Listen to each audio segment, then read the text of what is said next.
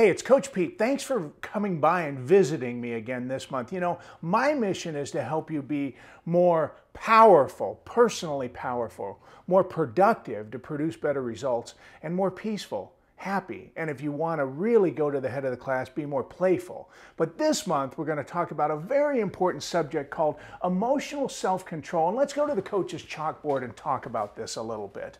So what I'm going to do is I'm going to walk you through the skills and then the drills. Emotional control is so important in professional life and in personal life, and what I call emotional self-regulation. You know, when you're not in emotional control, you're less resourceful, you're less effective, and you're really less powerful. So let's really look at this. Really, lack of emotional control is the #1 killer of what were pretty good relationships, what was a decent job, or a great career. Emotional self-control, lack of, will kill all of that. You know, your emotions are real, they're useful, we're humans, we're gonna have them. So I'm not saying not to have emotions, but really the goal is to harness those emotions, to use them in a way that's productive for you, to really get better control of what's going on for you emotionally. So let's look at the drill. Here's what I'd like you to do. I'd like you to practice taking 2 breaths.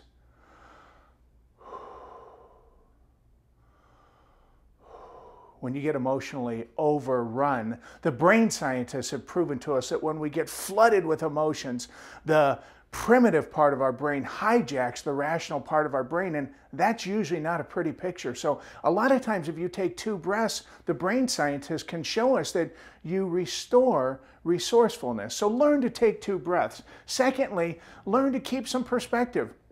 Most of you that I'm working with are not brain scientists or heart surgeons. In fact, all of you, you're business people. I know your business is important to you, and I want you to be passionate about it. But at the same time, a lot of times when emotional upsets occur, if you can just keep a little perspective, that helps you get back to emotional self-control. And lastly, one of my favorite things, Robert Keegan, Harvard behavioral psychologist, tells us that, like, do I have it or does it have me? So when I get angry at my kids, if I'm like going off, it has me. But if I get angry, can catch myself, take a breath, and I can still use that anger. I can still say like, hey, this is upsetting me, but now I have it. It doesn't have me. Think about that.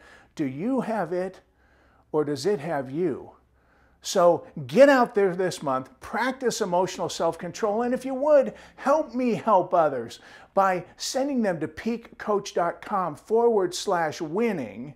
And if you have any advice, things you'd like to see, become an assistant coach, write me, email me at pete@peakcoach.com. I'd love to have your input. I'd like to see you back here next month. Why don't you get to practicing, and I'm going to get to practicing. I'll see you back here next month. Ow, that hurts. You practice what you do. I'm going to practice what I do. Get out there, work on your emotional self-control, and I'll be back here thinking of some new things to come up with. Have fun out there. See you next month.